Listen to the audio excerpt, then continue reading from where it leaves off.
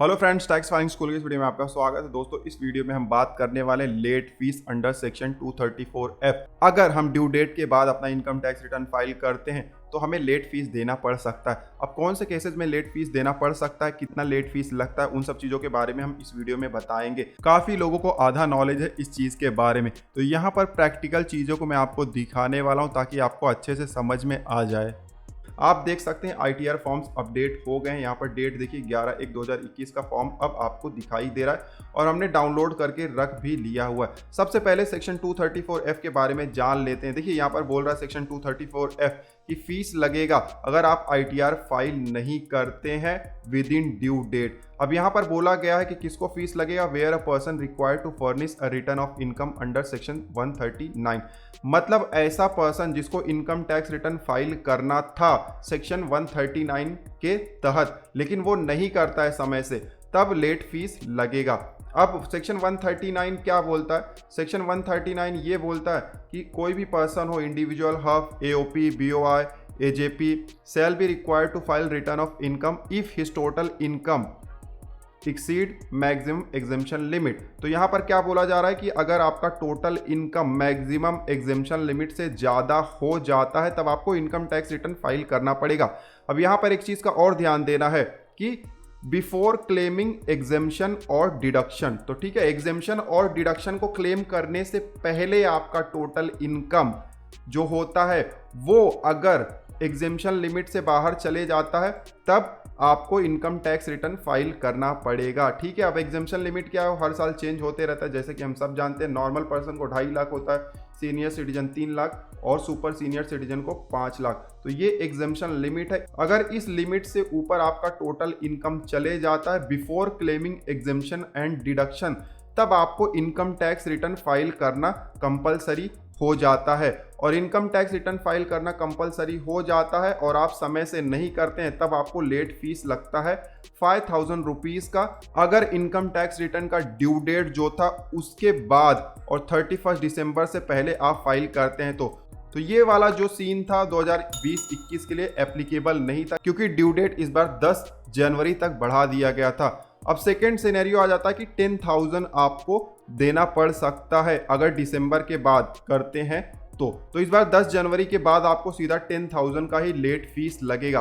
But अगर आपका total income 5 lakh से कम है तब आपको 1000 रुपया ही लेट फीस देना पड़ेगा। तो 2 लेट फीस लगेंगे, एक तो 1000 रुपया और एक 10,000। अगर आपका इनकम 5 लाख से कम है तब आपको लगेगा 1000 रुपीज़ और 5 लाख से ज़्यादा है तब आपको लगेगा 10,000 रुपीज़। अब जैसे कि हमने आपको बताया कि ITR फॉर्म्स अपडेट हो गए हैं ड्यू डेट के बाद। देखिए 11/1/2021 को अपडेट हो गया, सारे ITR फॉर्म्स अपडेट हो गए। तो हमने ITR 1 डाउनलोड कर लिया हुआ है। हम यहाँ पर आपको बहुत सारे एग्जाम्पल दिखाने वाले हैं और आप सरप्राइज हो जाएंगे। जितने भी एग्जाम्पल दिखाएंगे सब में अलग अलग चीज़ें आपको देखने को मिलेगी। आप इसको बिना कुछ दिमाग में सोचे सिर्फ वीडियो देखिए, आपको आखिरी तक सारी चीज़ें क्लियर हो जाएंगी कि कब लेट फीस नहीं लगता है, कब लगता है, और लगता है तो वो कितना लगता है, उसके लिए कैसे टोटल इनकम कंप्यूट किया जाता है। अब काफ़ी लोगों को पता है कि इतना इतना लेट फीस लगता है इतने इतने इनकम पर, बट एक्चुअली इनकम कैसे कंप्यूट होता है वो काफ़ी लोगों को नहीं पता हुआ। तो वही चीज़ मैं आपको इस वीडियो में दिखाऊंगा। देखिए यहाँ पर हमने सैलरी, हाउस प्रॉपर्टी और अदर सोर्स का इनकम दिखाया हुआ है। आप चाहें तो बिजनेस इनकम और कैपिटल गेन भी दिखा सकते हैं अपने ITR में। रूल सबके लिए सेम होने वाला है, जो इस ITR के लिए है वही दूसरे ITR के लिए भी होगा।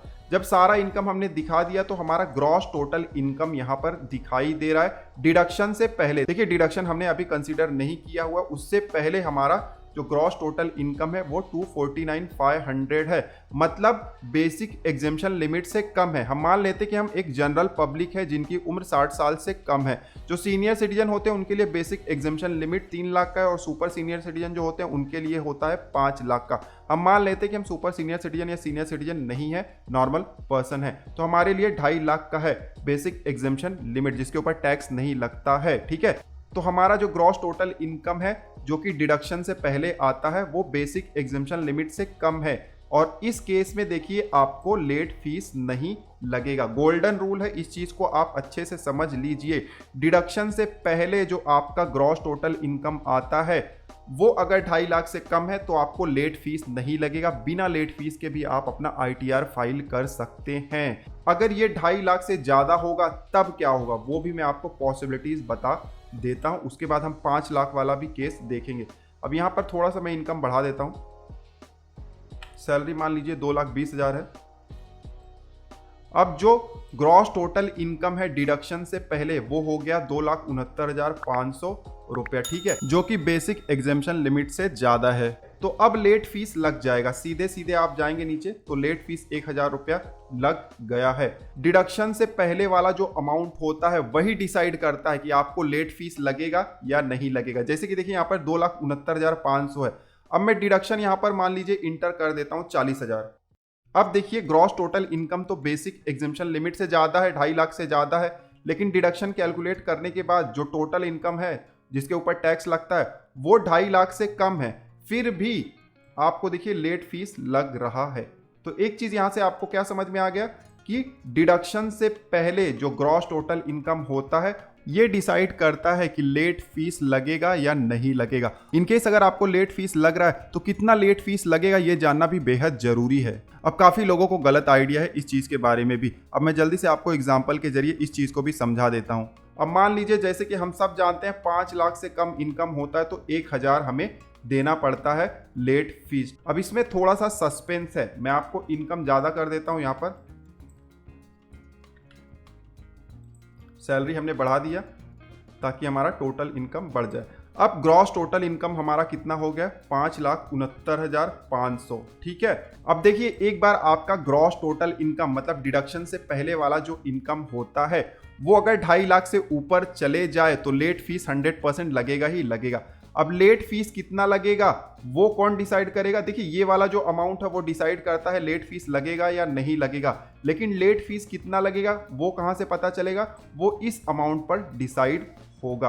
अब यहाँ पर देखिए डिडक्शन लेने के बाद हमारा इनकम आया है 5,29,500 रुपया। और जैसे कि हमने स्टार्टिंग में रूल पढ़ा हुआ था, अगर 5 लाख से ज़्यादा टोटल इनकम होता है तो 5,000 या 10,000 का आपको लेट फीस लग सकता है। 5,000 वाला लेट फीस इस बार एप्लीकेबल नहीं है क्योंकि दिसंबर ऑलरेडी निकल गया है, जनवरी तक तो ड्यू डेट ही था।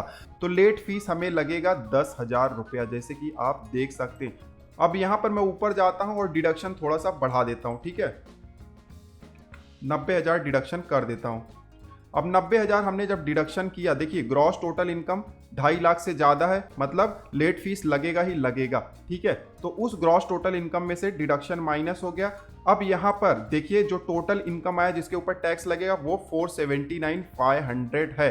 तो अब लेट फीस कितना लगेगा आप सोचिए? अब लेट फीस लगेगा 1,000 रुपया, क्योंकि ये जो इनकम है जिसके ऊपर टैक्स लगना है वो 5 लाख से कम है।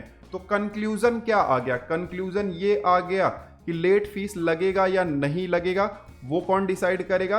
Gross total income before deduction. अगर gross total income before deduction 2.5 lakh से कम है तब तो कोई भी लेट फीस नहीं लगेगा, 2.5 लाख से ज़्यादा है तब तो लेट फीस लगेगा। अब लेट फीस अगर लगेगा तो कितना लगेगा वो डिसाइड किया जाएगा डिडक्शन लेने के बाद जो टोटल इनकम आता है जिसके ऊपर टैक्स लगता है। अगर ये अमाउंट 5 लाख से कम है तो 1,000 रुपया टैक्स लगेगा, और ये अमाउंट अगर 5 लाख से ज़्यादा है तब 10,000 का टैक्स आपको लगेगा असेसमेंट ईयर 2020-21 में। तो आई होप कि आपको ये चीज़ समझ में आ गया हो। अगर आपने अभी तक अपना ITR फाइल नहीं किया हुआ तो ITR 1, 2, 3, 4 के वीडियो का लिंक आपको नीचे डिस्क्रिप्शन में मिल जाएगा। प्रोसीजर में कोई भी चेंज नहीं है, आप फाइल कर सकते हैं बहुत ही आसानी से। तो आई होप कि ये वीडियो आपके लिए यूजफुल रहा होगा। इस वीडियो में बस इतना ही, मिलते हैं आपसे अगले वीडियो में, तब तक आप हंसते रहें, मुस्कुराते रहें। धन्यवाद।